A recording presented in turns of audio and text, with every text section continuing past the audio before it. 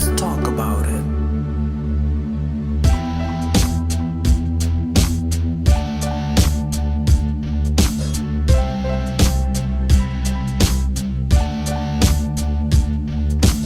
Real truth and power.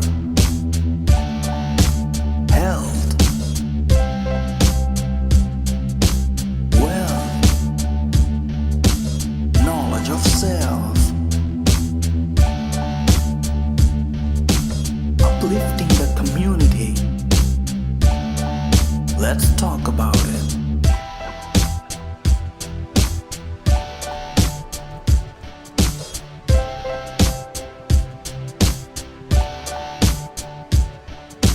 Real truth and power. Health. Wealth. Knowledge of self. Uplifting the community. Let's talk about it. Peace and blessings, family. Peace and blessings. Brother Everett here. You know, we got another powerful show. I got a phenomenal guest coming on. My UNIA brother from Chicago with Street Ministry. So before I introduce him, you know how we do. Let's start the show off right.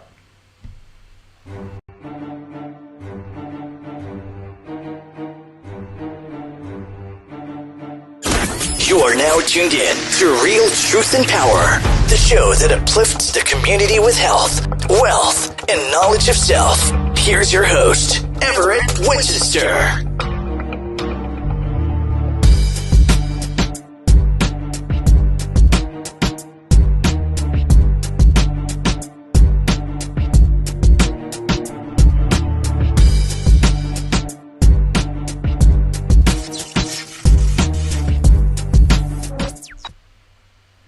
All right, peace and blessings, Race First family. Before I introduce my guest, you know how to do it. Hit that subscribe button, come on in, and let's get it in. I also want to make sure you guys know I got to keep plugging this, the UNIA. Why not? If you're in Baltimore and close areas of Baltimore City, D.C., come on through, show us some love. We're going to have black-owned vendors. Black-owned vendors come out, support black-owned, hear about a lot of peace and unity. And let's show our people how we can do it and celebrate and talk about unity and peace and fellowship, live music. It's going to be a great event. You got to come, September 25th. So, before I introduce my guest, he's an MC. He's out there talking to the youth, preaching Garveyism, powerful brother. Let me play a little video of some of the stuff he's doing musically. Hold on one second. West side of Chicago in K-Town, there's been another episode of violence ripping apart the neighborhoods of Chicago. More and more children are being lost in the streets every single day due to gunfire, diseases, irresponsible sexual activities, and a lack of discipline by both children and parents. I say, what is going on? I say, what is going on? 50 wounded over the weekend, 12 dead, 6 more injured, and in the case of summer's peaking, reaching for tools that got to burn us out for the leakage. The criminal times throughout Chicago, y'all are truly speaking, to the point your local leaders calling out for this real hip-hop, real hip-hop. When I was growing up on Crenshaw, this that Chirac, when being get plugged, it's the new black. They stay oily fucking thoughts of dope is the I ain't want to give y'all too much. You got to go check out. He's going to give him his plug so you can get his music. But you know what I'm saying. You know I don't mess with any messed up hip-hop. Let me bring in my brother right now. Brother Abdullah, Race First, my brother. What's up with you? What's going on, brother Everett? Race First, you as well, my brother. Brother, I was about to just forget you was on and just rock that video. You know what I'm saying? That you got some nice jams, man. Real talk. You know I'll be following you. You got some nice jams. So before we get into Race First, UNIA, what you doing in the community, just talk a little bit about what's going on with your music, how you got started, what inspires you. First and foremost, my name is Abdullah, born and raised Chicago, military veteran. Did 9 years in the United States Army, served 4 combat tours of both Iraq and Afghanistan. As far as me being a hip-hop MC, I've been writing rhymes since 1998 when I was about 14. I made my first album in 2007 entitled Personal Journey. I got about 12 projects out, which includes a group album, a mixtape, and an EP. So all together, I got 12 projects out. And the video you just played, Chi-Town Destruction, I actually made that about 6 years ago. Really? Yeah. Man, that jam is nice. That's really nice. I love that jam. I love that jam. So talk a little bit about, what influenced you to start rapping. How did you get into it? When I was about 11, the first hip hop song that made a major difference on me was Tupac's "Dear Mama." Wow, that's a powerful. Yeah, that made a major impact on me. And then 98, when I started rhyming, I started listening to No Limit, because No Limit was big back then. Yeah, Master P. And, yeah, so the first rap I ever wrote, ironically, was a gangster rap song, Right. And my older cousin, who was big into Wu-Tang and Nas and them at that time, he heard it. He was like, "Man, you ain't no gangster. You ain't no thug. You better rap about getting A's and B's in school. You better rap about what you know." Good So, point, though. Telling you to stay real. Yeah. So in '99, the first CD I had ever bought was Nas's Illmatic, and that forever changed the way I MC. That's a classic. I think that's one of the greatest rap albums ever, that Nas Illmatic. One of the greatest rap albums ever. So I know you're doing a lot in the community. Talk about some of the things that you do. Well, let's go back. Talk about the UNIA-ACL, the Universal Negro Improvement Association. Let them know your position, what division you're from, and just talk a little bit about Marcus Garvey and Garveyism for me. As far as the UNIA, I've been in the UNIA for over 2 years now. I'm currently the second vice president of the Chicago chapter of Division 401. We have 2 chapters here in Chicago, Division 401 and Division 429. And then we have a third one in Gary, Indiana, which is about 30 minutes south of Chicago. That's 430. I think it's 134 by Brother Gary, who's the president there. No, not Brother Gary. But we do have a division in Gary, Indiana. I can't think of the brother's name off the top of my head. And I know the other chapter is Brother Clyde Banks. Shout out to him, right? Yeah, brother Clyde Banks. Yep, Brother Clyde Banks. And as far as me knowing about Marcus Garvey, when I was about 21, when I became a Muslim, I started getting into knowledge of self. And by me studying the red, black, and green flag, that was my introduction into Marcus Garvey. And later, when I started learning about Malcolm and Malcolm's beginnings and upbringing, it made me want to learn more about the Honorable Marcus Messiah Garvey. Because many people, for those of you who don't know, one of the major reasons why Malcolm was the way that he was because he was born into Garveyism. Preach, brother. His father was a minister and held a chapter in Omaha, Nebraska of the UNIA, and his mother actually wrote for the Negro World at that time. Educate them, brother. Educate them. A lot of people don't know a lot of the organization, a lot of the way the FOI and the NOI are shaped.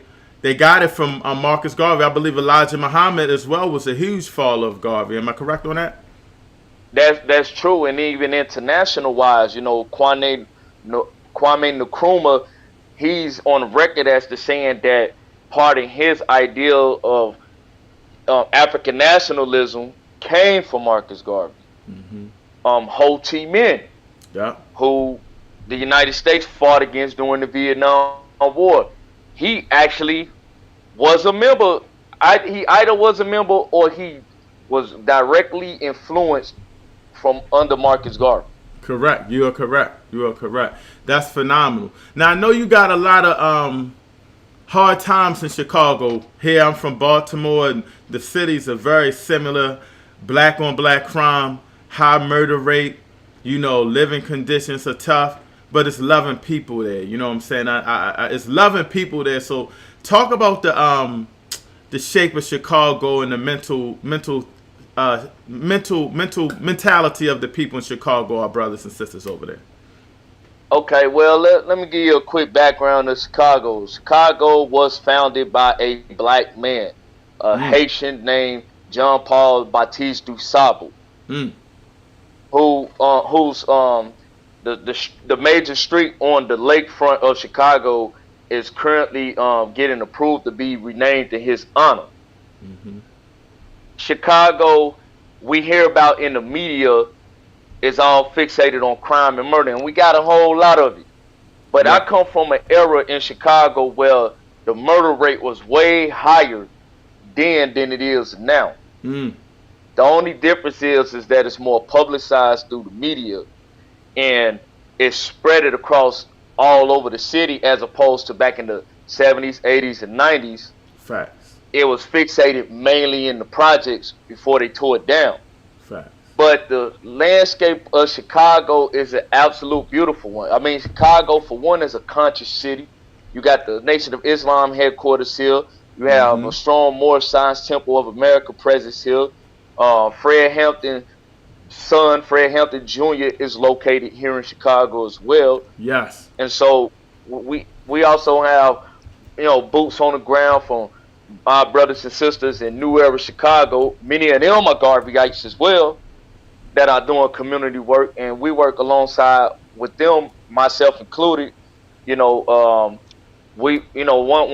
aspect of the groundwork I like doing with them is the Streets is Watching community patrols, because it reminds me of the things I did in the military, and plus getting active and getting out in the streets and actually speaking to the people in the community. That to me is the most important factor of what we do, because we get a first-hand knowledge as to what's actually happening in the community, while also patronizing black-owned businesses, whether it's small businesses or big businesses, and also just showing that peace, love, and unity to our people. So Chicago is a great city. It's just that people are so fixated on the murder and the crime portion of it that they don't give Chicago its just due. But it's a lot of great brothers and sisters here. I say. You gave us a lot of information there that was really, really powerful. How do you go about, and this can help even our members in our division, how do you guys, I love Chicago. I told you when I first saw y'all on the HEC, we got to hook up, Brother Marua. Shout out to President Marua. I was like, I like how they carrying it. Talk a little bit about the challenges you guys face and how you go about teaching Garveyism to the youth, and especially getting it out there, because from what I understand, your division is growing pretty fast. Yeah, our division is one of the fastest growing, and I believe is one of the largest divisions throughout the whole entire UNIA. But just like any other division, we face our own similar challenges. One challenge we face, and I'm pretty sure you face this in Baltimore as well, Brother Everett, is the mindset of how our people are in 2021. Yeah. I just said this the other day in our study session. I said the mindset of our people is they are fully assimilated into this integration type of America, to where they want to be on a kumbaya type of ordeal with other races of people. And so to me, that's the biggest challenge we face out here, is not only telling people to do for self, but literally showing people how a do for self philosophy, as the Honorable Marcus Messiah Garvey has taught us, how to implement a do for self philosophy and to make it practical and to make it work. That's the hardest challenge we face out here, and so that kind of stunts membership a little bit. And another thing is, you have to keep in mind is that just because someone signs up into the UNIA, it doesn't mean that everyone's going to do the work. That's right. You may have 100 people in your division, but you're going to see maybe 10 people at the most doing the most work within that division. That's right. Those are two major challenges I see from a insider outsider's point of view. The inside of it is us having more of our members come to meetings, come to study groups, and having more of an active and involved presence in the community. And the outside portion is changing the mentality of our people and showing them what a race first philosophy does in regards to do for self politically, socially, economically, educationally. These are all aspects that we have to be able to incorporate more within ourselves first, so that when the masses of our people are tired of dealing with the BS from this dominant society, they'll be ready to come to the fold and listen to the true sense of Garveyism. We just have to stay the course as Garveyites to ensure that we are perfectly aligned to lead our people in the right direction. That's right, man. That was powerful what you just said. That was powerful. Brother Roz, I believe from Atlanta, former president from Atlanta, he always told me, he used to say it was 3 type of Garveyites: paying dues member, non-paying dues members, and actual Garveyites out there doing the work. So like I said, like you said, you're gonna have a lot of people that want to learn here, there, but when you got your strong force, you just keep pushing with who you got. So that's awesome, and I know y'all got a strong team out there. Yeah, well, what made me become a Garveyite was I never sought to be in the UNIA. Brother Marua just seen me out in the community doing the work already, whether it was through my music or actually out there boots on the ground, doing streets watching patrols and cleaning up the neighborhoods and actually doing food drives and also patronizing black businesses. So I was already doing the work prior to officially becoming in the organization. It's just that I just hadn't made it official yet. Right. A couple years ago on Malcolm X's birthday, I performed at the mass meeting, and Brother Marua was like, "Come on, man, it's time for you to come home." And I'm like, "All right, let's get it." Now, I don't know if he's still on here, Brother Michael Harry, and we are having our division. We're going to have another transfer of our division in Nigeria. So shout out to the Barker Clark coming in Nigeria. You're going to be performing via stream. Right. Talk a little bit about that, because that's going to be exciting, because now you're hitting different continents, and you're hitting the motherland to get some fans as well. Hey man, like I performed last night, and right before I performed, I had told a big homie of mine about it, and he actually introduced that to the crowd last night. Wow. And I'm glad that he did it, because I could tell that he was just very proud of me. To me, brother, I look at it like this: out of everything I've ever done, to finally perform for the motherland, and I pray to Allah that I get a chance to perform in the motherland one day. It's gonna happen. To actually have that happen to me, it has been the result of all the work I've been doing all these years to finally have the opportunity to perform for the motherland. It's a dream come true, and I'm just truly honored at the opportunity. This is why I do it for. I've been doing quality-based hip-hop on a conscious level for about at least 17 years, and I don't do it without Africa. Right. I don't do it without learning who I was at age 18, learning that my father's side of my family came from Ghana. Oh wow. I don't do this without always paying homage to the motherland, despite the fact I get all this negative pushback from it. So to finally be able to perform at this event for our fellow brothers and sisters in Nigeria, it's an honor.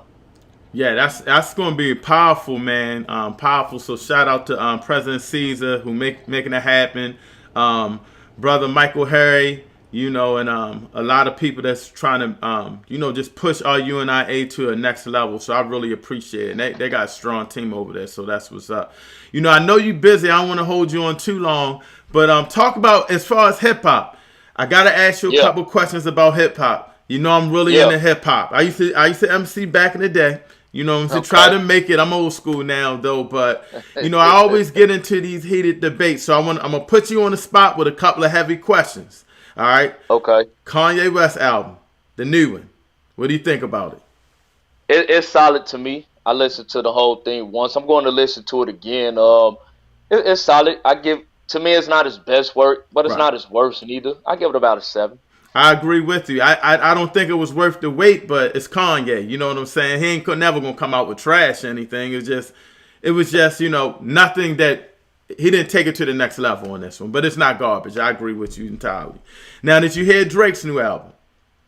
Haven't heard it yet, but from some people who I'm very close with that are hip hop heads such as you and I, they didn't like the album. But I haven't listened to it yet, so I'm going to reserve my opinion on it until I listen to it. What I like to do, Brother Everett, is I don't like to listen to albums when they first come out. I like to wait until the buzz die down after about a week, then listen to it and give my opinion on it from there. That's good because sometimes, when you really pumped up, it lets you want to just be in a mindful to just evaluate it. I like that idea.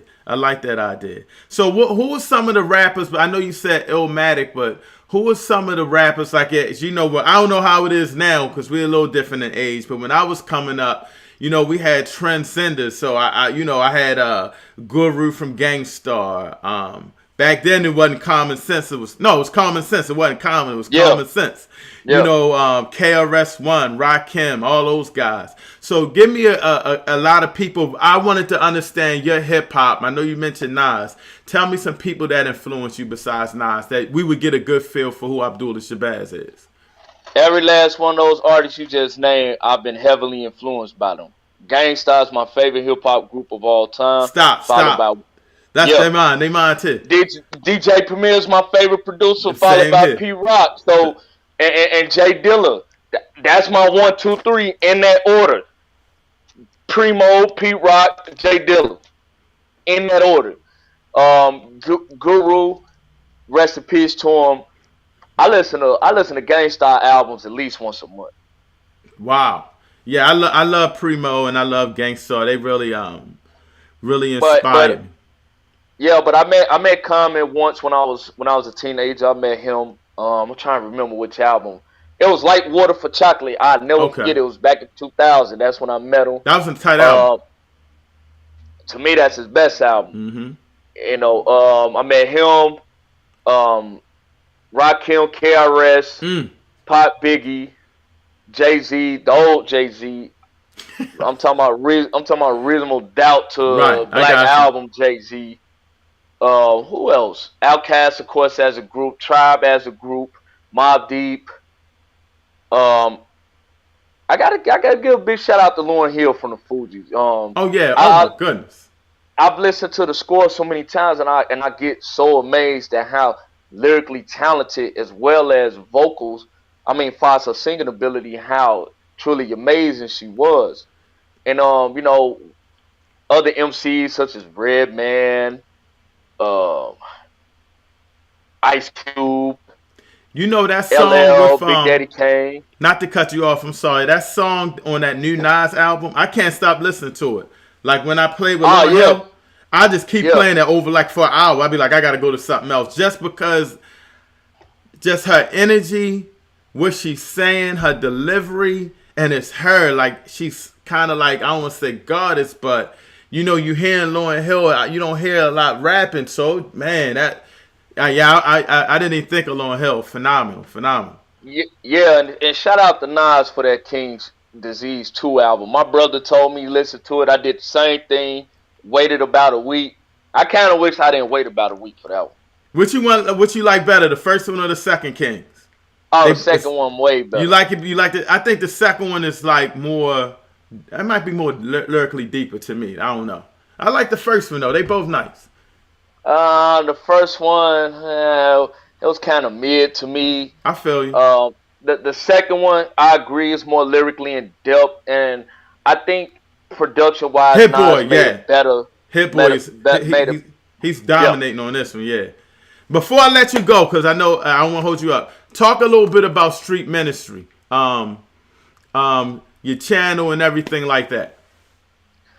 I got a commentary channel on YouTube called The Real Street Ministry by Abdullah. It was basically started with me just going live on Facebook, and then a sister came to me one day. She was like, you need to, the things that you speak about and what you represent, you need to put that out there to the masses because our people need to hear it. Mm-hmm. And then one of my mentors on the hip hop scene, he was like, "Man, bro, you speaking that real street ministry," and so that's how the name came up with.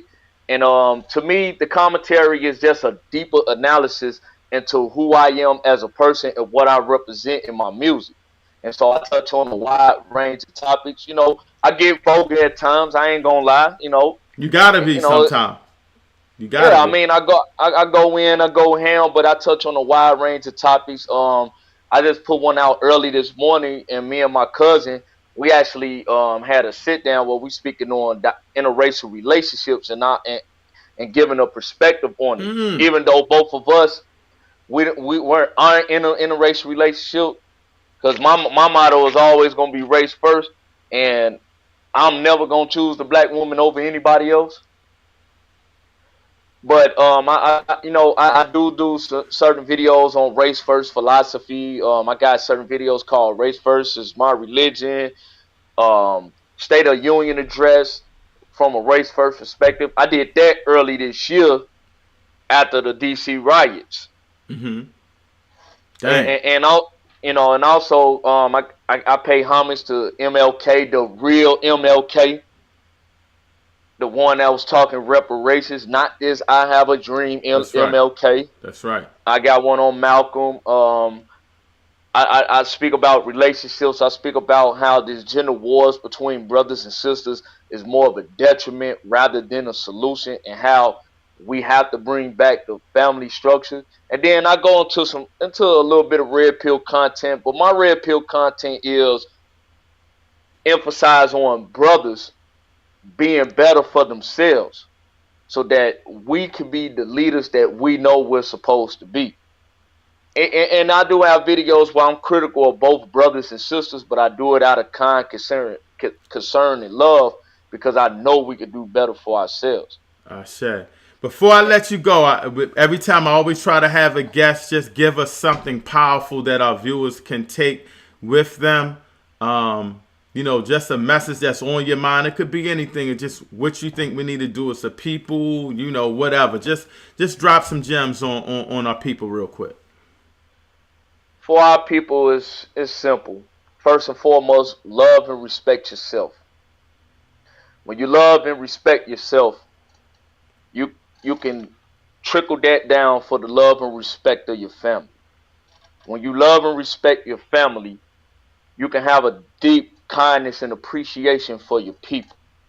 And once you trickle that down to your people, then interact and communicate with other segments of our people, not just in your neighborhood or your block or here in America. Mm-hmm. We are a proud and powerful people. We expand all over this planet, and we have to recognize our value and our worth.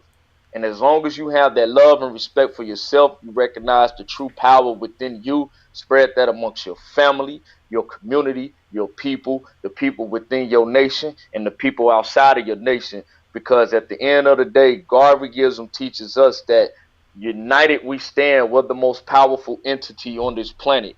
Even our enemies have to recognize that, because they know the true value of our work.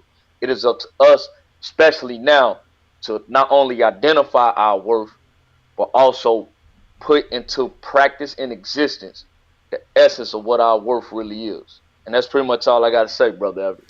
Brother Abdullah, you my guy. I love you, my brother. Whatever you need, Baltimore got y'all back. We are there. And just thank you so much for just giving me some content, some positive content, and more importantly, some real hip hop. We got to push you. So, once I go through, I always start promoting my podcast. So you're going to get a bunch of views later on this. And, I got you back. Whatever you need, just hit Bark and Clark. We got you. I appreciate it, Brother Everett. And, us here in Chicago, we definitely going to rock with y'all and be more, man. Whatever events we got going on, I'm going to make sure that I share that information with you guys. And you said something powerful before I go. I remember you said something powerful recently. And I think that's the reason why you and I connected. You said that it is time for us and other divisions to reach out to each other. That's right. And collaborate with each other. Because, in our own respective divisions, we got our own thing going on. However, at the end of the day, it's not the Chicago or the Baltimore UNIA. It's the UNIA. That's right. Which brings us together. That's right, my brother. I appreciate you, man. Powerful, powerful. Well, thank you again, and I'll be talking to you soon. All right, brother. Race first. Peace and love to you. Race first. Man, that was my brother Abdullah Shabazz. Man, he did a powerful interview. Thank you for that, brother, for tuning in. Please hit that share button and subscribe, but definitely get this brother's content out. It was just a blessing to have him on. What else can I say? Just another powerful, powerful show. I want to thank you guys for tuning in. Brother Everett, I'm out of here. See you guys tonight, 9 o'clock. Are black people irresponsible for refusing to take the vaccine? Are you vaccinated? Are you going to get vaccinated? Are your kids vaccinated? Young adults vaccinated? Are you irresponsible, or do you have a good reason not to? We're going to talk about that on the next podcast, which is tonight at 9 o'clock Eastern with Brother Jay Rich. So he's going to go in. And if you got some big issues with him saying what he's saying, call into the show. We out of here.